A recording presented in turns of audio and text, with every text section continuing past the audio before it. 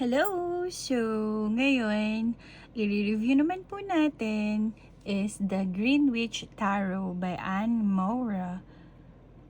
Art by Kiri Ostergaard Leonard. It cost $31.99. So, let's start. Ito yung itsura ng box. Gilid. And then yung back.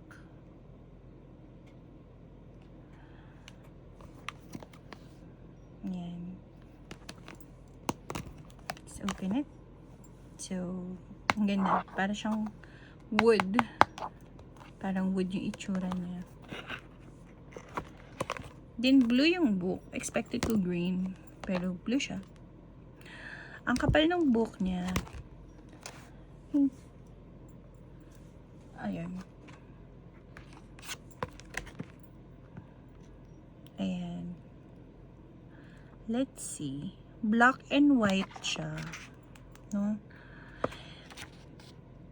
Meron siyang meaning ng reverse, pero keywords lang. Like, in this one, High Priestess. Pag naka-reverse, dominance, rigid attitudes, manipulation, disruption. So, yun lang yung meaning ng kanyang reverse. Pero, at least may meaning pa rin siya. Keywords nga lang. The meaning is more on the story. Ayan. Black and white. Tapos, meron din siyang space for your notes. Ayan. Then, nasa bandang back yung spreads na pwede mo magamit sa kanya.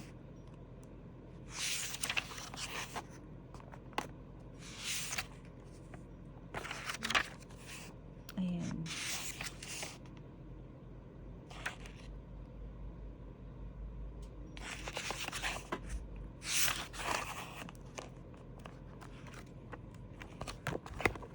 Around ilang pages siya?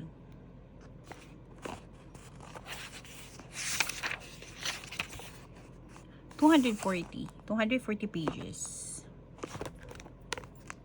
Okay?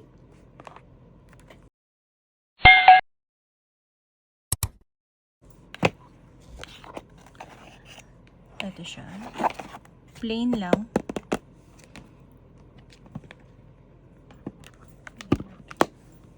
Put it aside. This side. Okay. So, the Fool is the green man.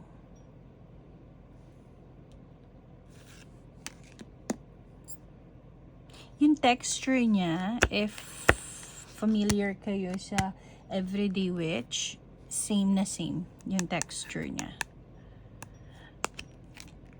Ayan. The Fool and the Magician is the Witch. Iba lang yung mga names niya. The High Priestess,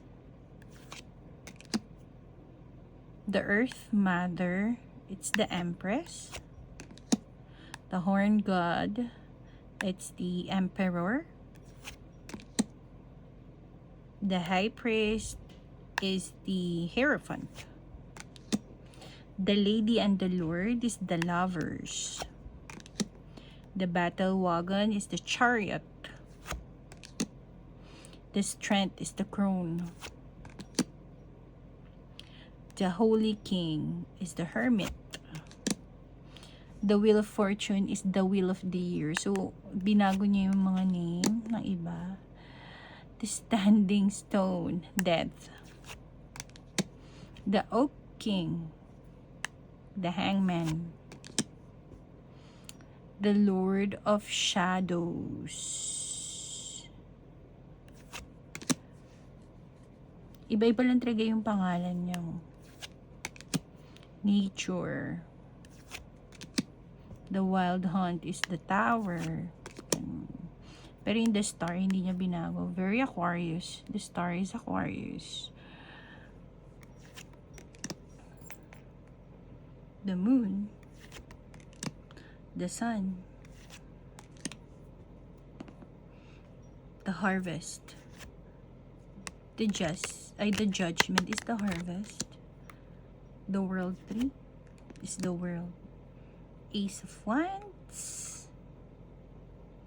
Ang ganda. 2 of Wands. 3 of Wands. 4 of Wands. 5 of Wands. 6 of Wands. 7 of Wands. 8 of Wands. 9 of Wands. 10 of Wands. Page of Wands. Knight of Wands. Queen of Wands. King of Wands. Ace of Athenes. Ano ba yan? Athenes.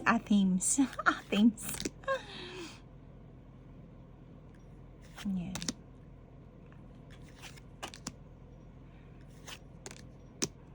Binago nila yung sa sword.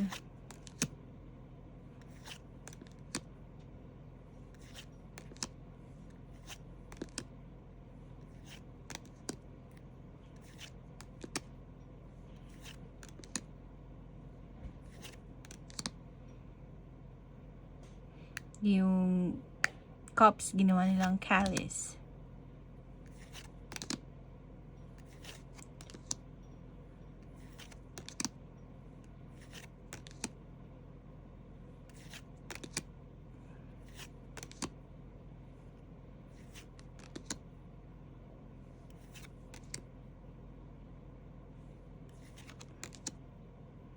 Ang ganda ng illustration niya. Very earthy.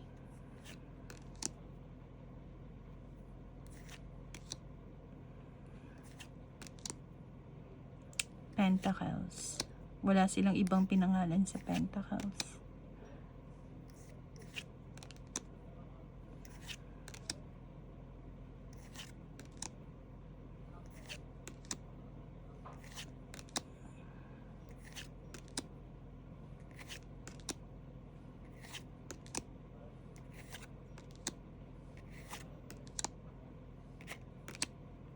So, yun siya.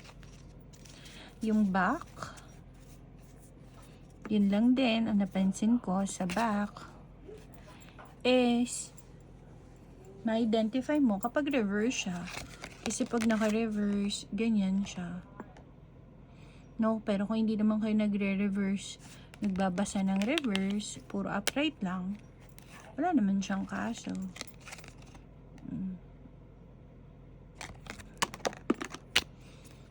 Regarding naman sa pag-shuffle, naka-texture niya yung Everyday Witch. Ayan. Sobrang smooth, pati yung nipis niya, same quality sila. Kung meron kayong Everyday Witch, this is one of my recommendation. Kasi intuitive din siya. Ayan. Pansin ko lang din, ayan ang bilis din niya mag-dent. Nakita nyo? Hindi ko pa to ganong nagagamit ha. As in, mas gamit ko yung isa. Pero yun, halos same kasi sila nung Everyday Witch. Kaya, yun yung napansin ko. Ang bilis nilang ang ganda ng illustration, however, yung back, hindi ko alam kung dahil ba sa pag-shuffle ko. Pero pag nag-shuffle naman ako, pag ganyan naman.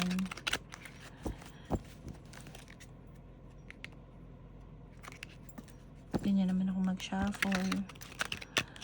Pero, yun, hindi ko pa naman siya gamit na gamit. Pero, may mga dents na siya na ganyan. Yun lang yung disadvantage niya for me. Kasi mas madalas ko pa nga gamitin yung isa. Ayun. Sa paghawak sa kamay naman, same lang siya ng